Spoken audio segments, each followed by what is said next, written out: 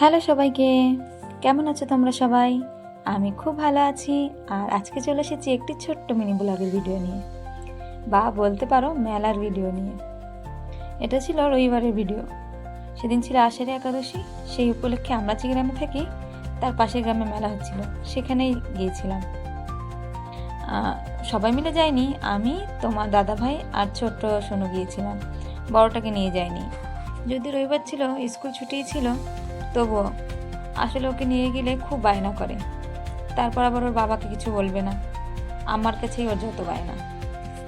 তাছাড়া আমার ছোট বোনও ছিল আর বাবাও ছিল, সবাই মিলে এক বাইকে ধরতো না। তাই ওদেরকে যাবার সময় বলিনি মেলায় যাচ্ছি বলে, বলেছি ডাক্তারের কাছে যাচ্ছি। সেই জন্য ওরা বাড়িতে থেকে গিয়েছিল আর যেতে বায়না করেনি। যাই হোক, মন্দিরে যাওয়া বলে সেদিন শাড়ি পরেছিলাম। আর যাওয়ার পথে দেখা হয়েছিল একজন হনুমান মহারাজের সঙ্গে।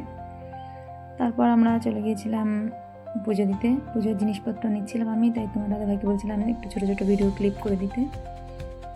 তাই তোমার দাদাভাই যেটুকু পেরেছে সেটুকু ভিডিও শ্যুট করে দিয়েছে, তাতেই আমি ধন্য হয়ে গেছি।